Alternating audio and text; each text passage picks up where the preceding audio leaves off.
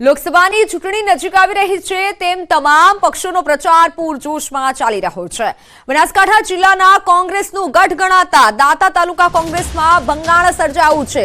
દાતાના પૂર્વ ધારાસભ્ય તેમજ ભાજપ અગ્રણી ગોવાભાઈ દેસાઈની ઉપસ્થિતિમાં વિવિધ સમાજના કોંગ્રેસ કાર્યકરોએ ભાજપનો ખેસ ધારણ કર્યો છે। છેલ્લા 15 વર્ષથી કોંગ્રેસની વિચારધારા સાથે સંકળાયેલા અને પાસાના પૂર્વ સરપંચ કમુબેન તેમજ કોંગ્રેસના પૂર્વ શહેર મહામંત્રી પ્રકાશબા ચાલા સહિતના લોકોએ કેસરીઓ ધારણ કરતા જિલ્લાની રાજનીતિમાં ગરમાવો આવ્યું છે। દાતા કોંગ્રેસમાં ફરી એકવાર ગાબડું પડ્યું છે। તાલુકા કોંગ્રેસના મોટા નેતા ભાજપમાં જોડાયા છે, કેસરીઓ ધારણ કર્યું છે। દાતા કોંગ્રેસનું ગઢ ગણાય છે અને તે જગ્યાએ જ તે ગઢમાં જ ગાબડું પડ્યું છે। હજારોની સંખ્યામાં ભારતીય જનતા પાર્ટી મોદી સાહેબની વિચારધારામાં બધાએ કોંગ્રેસને રામ રામ કરીને જોડાયા છે। એમને બધાને અમે અભિનંદન આપ્યા। એમ સમગ્ર જિલ્લાની અંદર એક પવનને હવા ચાલી રહી છે કે ખરેખર જે વિકાસની ધારા ચાલી રહી છે, ધર્મ હોય, રાષ્ટ્ર હોય, ગરીબી રેખાથી ઊંચી લાવવાની જે યોજનાઓ હોય એ આ સરકારની અંદર થઈ રહી છે। વાત બનાસકાંઠાની। બનાસકાંઠા કોંગ્રેસ ઉમેદવાર જ્ઞાનીબેન ઠાકોરે જિલ્લા પોલીસ પર આક્ષેપો કર્યા છે। 2 વર્ષ પહેલા એક કેસમાં સપ્તાહ પહેલા યુવકની ધરપકડ અંગે તેમણે પોલીસ પર આક્ષેપ કર્યા। પ્રચાર સભામાં જ્ઞાનીબેને કહ્યું કે 2 વર્ષ નહીં અને ચૂંટણી ટાણે જ કેમ ધરપકડ થઈ છે, હવે તો ગુલાબભાઈ ઠાકરસિંહનો વારો આવશે અને એમ કહી તેમણે આક્ષેપ કર્યો કે લોકશાહીમાં અધિકારનું ગળું દબાવવાનો પ્રયાસ થઈ રહ્યો છે। પોલીસ તરફ જવાનો પ્રયાસ કરે છે તેવો આક્ષેપ કર્યો છે।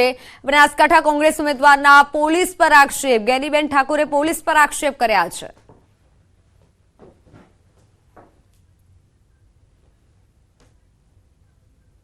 એના ઉપરથી કેસ પણ લાગે થયેલો હતો તમારા બે ઉપર અને અઠવાડિયા પહેલા ધરપકડ કરી, એટલે એને 2 વારમાં ધરપકડ કરવાનો વારો ના આવ્યો। પણ આ ચૂંટણી ટાણે ઠાકોર સમાજને દબાવવા માંગે છે, એમ કે તમે જ્ઞાનીબેન ભેગા રહેશો ને તો ગમે એટલા જૂના કેસ હશે એ પકડીને પણ અમે તમને જેલમાં પૂરશું। એનો અર્થ તો આ જ થયો ને, એના ઉપર કેસ થયેલો હોય તો 2 વાર ત્યાં ચડાવ્યા જતો, એ કોઈ ના પાડતું તું પોલીસને કાર્યવાહી કરવા માટેની, પણ એક રોપ જમાવવા માંગે છે અને દબાવવા માંગે છે। ત્યારે દબાવવા જ્યારે આ પોલીસ આ પ્રમાણે કરતી હોય ત્યારે લોકોને પણ મારી વિનંતી છે, હજુ તો કદાચ આ ગુલાબભાઈ ઠાકરસિંહભાઈ નાયનો વારો કદાચ આવશે અને હું તો એમ કહું છું કે બધામાંથી મારો વારો લાવો ને એટલે ચૂંટણી તો અમે લોકો જ લડે। તમારે રોજે રોજ એક આગેવાનને ખોટી રીતે હેરાન કરીને આ રીતે કરતા હોય અને એક લોકશાહીમાં લોકો ચૂંટણી સ્વતંત્ર રીતે લડે છે તો એમને લડવા દેવાનું એક લોકશાહીમાં દરેક નાગરિકનો અધિકાર છે। એ અધિકારને શા માટે તમે એનું ગળું દબાવવા માટેની કોશિશ કરો? લોકસભાની સાથે વિધાનસભાની પેટા ચૂંટણીનો પણ જંગ જામ્યો છે। પેટા ચૂંટણીના ઉમેદવારો હાલ પ્રચારમાં એડી ચોટીનું જોર લગાવી રહ્યા છે। પોરબંદર વિધાનસભા બેઠકના ભાજપના ઉમેદવાર અર્જુન મોઢવાડિયાનો પ્રચારમાં અનોખો અંદાજ જોવા મળ્યો। મોઢવાડિયા બગબદર ગામમાં એક ધાર્મિક કાર્યક્રમમાં ઘોડા પર સવાર થઈ પ્રચાર કરતા જોવા મળ્યા।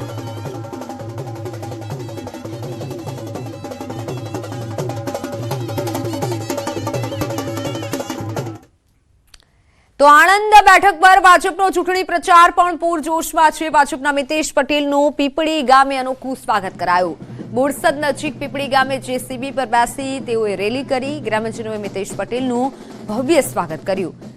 બગી ઘોડી અને બળદગાડા પર સવાર થઈ જેસીબી પર તેઓ પ્રચાર કરતા જોવા મળ્યા।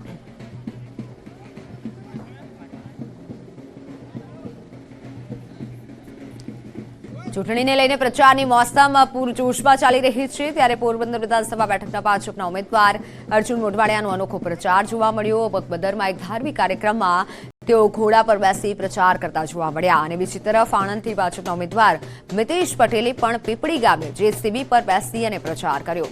મિતેશ પટેલે જેસીબીમાં બેસી પ્રચાર કરતા તેઓ જોવા મળ્યા।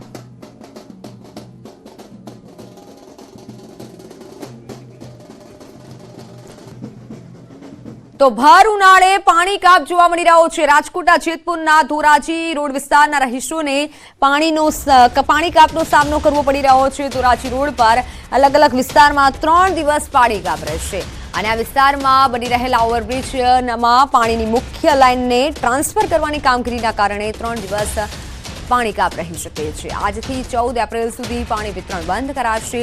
કાળઝાળ ઉનાળામાં ધોરાજી વિસ્તારના રહીશો 3 દિવસ પાણી વગર રહેશે। નગરપાલિકા દ્વારા પાણી લાઇન ટ્રાન્સફર પૂર્ણ થયે ફરી રાબેતા મુજબ પાણી વિતરણ કરાશે। પાણીની લાઇનમાં સમસ્યા સર્જાતા પાણી કાપ રહેશે। ધોરાજી રોડની સોસાયટીઓમાં પાણી કાપ રહેશે। જોકે એક તરફ ભર ઉનાળો છે અને બીજી તરફ રહીશોમાં પાણીની તકલીફને લઈને પણ રોષ જોવા મળ્યો હતો અને હજી ફરી એકવાર પાણી કાપ રહેવામાં આવશે 3 દિવસ। ઓવરબ્રિજમાં પાણીની લાઇન ટ્રાન્સફર કરવામાં આવશે અને જેથી 3 દિવસ સુધી ધોરાજીના રહીશોને પાણી નહીં મળે। 14 એપ્રિલ સુધી પાણી કાપ રહેશે। પાણીની લાઇન ટ્રાન્સફર કરવાના લીધે આ નિર્ણય કરાયો છે। સંવાદદાતા મુનાફ ફોનલાઈન પર જોડાઈ ચૂક્યા છે। મુનાફ, ઉનાળો છે અને તેવા સમયે જ પાણી કાપ। બિલકુલ ચોક્કસ મિત્ર, જેતપુર શહેરમાં ધોરાજી રોડ વિસ્તારમાં ગરમીમાં ઉનાળામાં 3 દિવસનો પાણીનો કાપ રહેશે। ધોરાજી રોડ ઉપર અલગ અલગ વિસ્તારમાં પાણીનો કાપ રહેશે અને ધોરાજી રોડ ઉપરની રહેલ ઓવરબ્રિજમાં પાણીના મુખ્ય લાઇનમાં અડચણ હોય તે રૂપ થતી હોય તેને લઈને ટ્રાન્સફર કરવાની કામગીરી નગરપાલિકા દ્વારા હાલ કરવામાં આવી રહી છે। તેને લઈને 11 એપ્રિલથી 14 એપ્રિલ સુધી પાણીનું વિતરણ બંધ રહેશે। જલારામનગર, કૃષ્ણનગર, આંબલિયા જેવી વિવિધ વિસ્તારો છે ત્યાં પાણીનો કાપ રહેશે અને કાળઝાળ ઉનાળામાં ધોરાજી વિસ્તારમાં રહીશો 3 દિવસ પાણી વગર રહેશે। નગરપાલિકા દ્વારા પાણીની લાઇનનો ટ્રાન્સફર પૂરો થાય બાદ જ રાબેતા મુજબ ચાલુ કરવામાં આવશે અને હાલ નગરપાલિકા દ્વારા આયોજન કરવામાં આવશે, ટેન્કર દ્વારા આયોજન કરવામાં આવશે કે લોકોને કોઈ જાતની પાણીની તકલીફ ન પડે તેને લઈને અત્યારે ટેન્કરનું આયોજન કરવામાં આવે છે। જી બિલકુલ મુનાફ, આભાર માહિતી બદલ। ગરમી પોતાનો મિજાજ બતાવી રહી છે અને ત્યારે ભરૂચમાં છેલ્લા 35 દિવસમાં હીટ સ્ટ્રોકના કારણે 441 કેસ 108 ઇમરજન્સી સેવામાં નોંધાયા। 124 કેસ પેટમાં દુખાવાના, જ્યારે 106 કેસ ખેંચ કે ચક્કર આવવાના, તો 3 જેટલા કેસો તીવ્ર માથું દુખાવાના અને 54 કેસ તાવના તથા 124 કેસ ઝાડા ઉલટીના નોંધાયા, જેઓને પ્રી ટ્રીટમેન્ટ આપી હોસ્પિટલમાં ખસેડવામાં આવ્યા। છેલ્લા 35 દિવસના જો ડેટા જોઈએ તો ટોટલ 411 જેટલા કેસીસ ગરમીને લીધે નોંધાયા છે। એમાં પણ મુખ્યત્વે જો કેસીસની વાત કરીએ તો 124 જેટલા કેસો પેટમાં દુખાવાના, 3 જેટલા કેસો જેમાં તીવ્ર માથું દુખવાના કેસીસ, 106 જેટલા કેસીસ એવા છે કે જેમાં ખેંચ અને ચક્કર આવ્યા છે અને લગભગ 124 એવા કેસીસ છે કે જેમાં ઝાડા અને ઉલટીનું જોવા મળ્યું છે।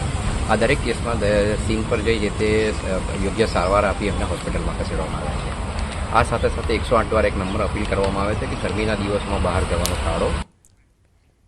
તો હાલ સમાચારોમાં સમય થયો છે વિરામનો। નજર કરીએ ટોપ 3 હેડલાઇન્સ પર। રાજ્યવાસીઓ રહેજો સાવધાન, રાજકોટમાં વધ્યા લૂ લાગવાના કિસ્સા, તો સૌરાષ્ટ્ર કચ્છના દરિયાકાંઠા વિસ્તારમાં અનુભવાશે અકળામણ। ગરમી બતાવી રહી છે મિજાજ, તો લીંબુમાં પણ વધી રહ્યા છે ભાવ। 200 રૂપિયા પ્રતિ કિલો લીંબુના ભાવ પહોંચતા લોકો પરેશાન। પ્રચારમાં જ્ઞાનીબહેન ઠાકોરના પોલીસ પર આક્ષેપ, કહ્યું 2 વર્ષ જૂના કેસમાં હાલ યુવકની ધરપકડ કેમ? પોલીસ ઠાકોર સમાજ